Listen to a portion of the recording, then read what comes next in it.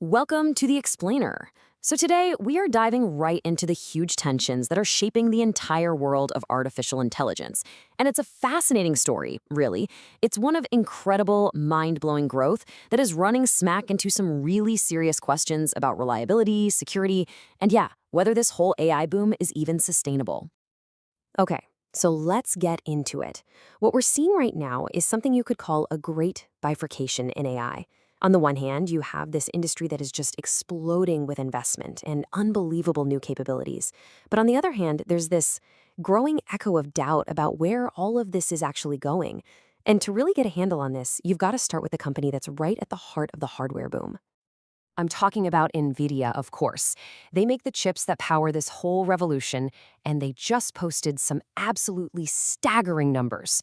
I mean, look at this. Their data center revenue alone hit $51.2 billion. That's a 66% jump from the year before. This isn't just regular growth, folks. It's a full-on gold rush, and it's being driven by this insatiable demand for AI power from basically every major tech company on the planet. But, and this is the kicker, here's the paradox. At the very same moment that they're celebrating this incredible success, the whispers about an AI bubble are getting louder and louder. Underneath all this growth, a really tough question is starting to pop up.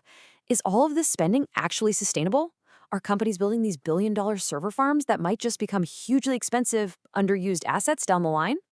And this tension, this pull between incredible power and the risk underneath it all, it's not just financial. It really goes to the very core of the technology itself. And there's no better example of this than the latest flagship AI model from Google. Right, so on one hand, we've got the latest and greatest, Gemini 3. It's a true state-of-the-art system, and its capabilities are just breathtaking. It can process and reason across text, images, video, and code all at the same time. It can even understand and analyze massive amounts of information. We're talking an entire movie or a huge code base, all in a single go. This is a huge leap in what these systems can actually do. But here comes the reality check. A brand new benchmark found that while, this model hit 53% accuracy, which is the highest of any model they tested, it also had a staggering 88% hallucination rate. Now, a hallucination is just a fancy way of saying the AI confidently makes stuff up. So get this, while the models are getting smarter, they're also getting better at being confidently wrong. And that is a huge, huge problem for any business that needs answers it can actually trust. Wharton professor Ethan Mollick frames this perfectly. He says we're moving past simple chatbots and into the era of digital colleagues.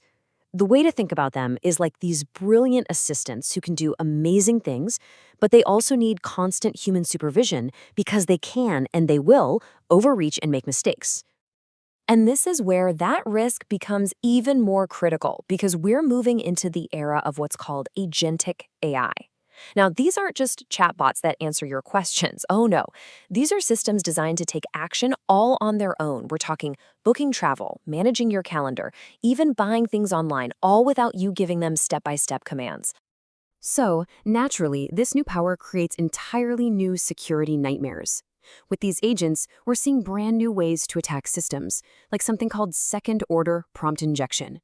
Basically, a hacker can hide a malicious command in, say, a document or an email that an AI agent later reads.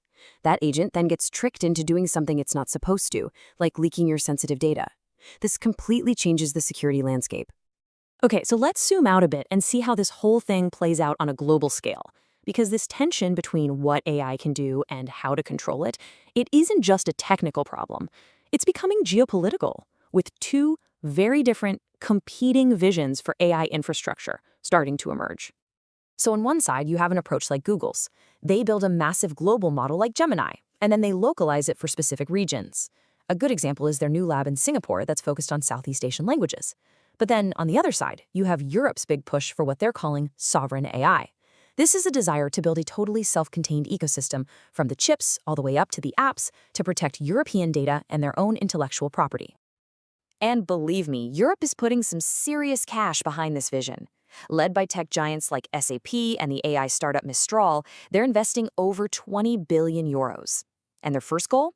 Using AI to modernize government and public services, but with really strict requirements for things like explainability and auditability baked in from day one. And this brings us right back to the money.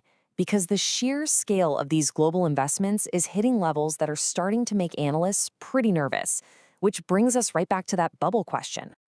I mean, we are seeing some absolutely massive deals just to secure the raw computing power you need to train and run these big models. For instance, Microsoft, Nvidia, and Anthropic recently announced a partnership valued at $30 billion, all centered around providing the computing horsepower for the AI model Claude. And the rumored deals? They're even bigger. There's been talk of a potential $100 billion infrastructure deal involving OpenAI. Now, it's not confirmed, but just the fact that it's being talked about shows you the immense amount of capital you need just to get a seat at the table in this race. And yet, here is that word of caution again. Some analysts are arguing this whole spending spree is creating a huge risk of what they call stranded assets. The idea is if the profits and the real-world cash flow don't show up fast enough to justify these massive costs, companies could be left with billions of dollars in hardware that's just losing value. It's giving some people an echo of the 2008 housing crisis. So this really is the billion-dollar question that Wall Street is asking right now. After all the hype, after all the spending, who is actually going to make money from all of this? Is it going to be the chip makers, the cloud providers, the people building the models, or the companies actually using the AI? Honestly, the answer is far from clear. Okay, so how do businesses and developers even move forward in this kind of divided world? Well, the consensus seems to be shifting. It's becoming less about just chasing raw power and more about being pragmatic, being safe, and proving real-world value.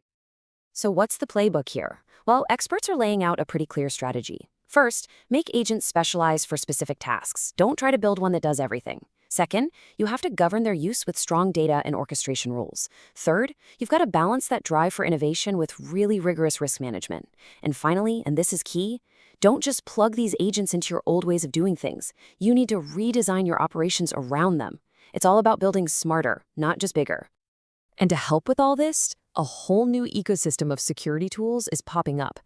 We're starting to see things like LLM firewalls that can block malicious prompts before they do damage, runtime scanning to prevent data leaks, and a really smart design principle of giving agents the least autonomy necessary to get their job done safely. Ultimately, what this all really points to is a maturation of the industry. You could say the first phase was just a mad sprint for raw capability. Who can build the biggest, most powerful model? But the next phase, the one we're stepping into right now, is going to be all about making them reliable, making them secure, and most importantly, making them profitable. And that really leaves us with a final thought to chew on. As we move forward, what is actually going to define a successful AI? Is it going to be its raw power and how well it does on a benchmark test? Or will it be the concrete proof of its value, its safety, and its reliability out in the real world? The answer to that question, well, it's going to shape the next decade of technology.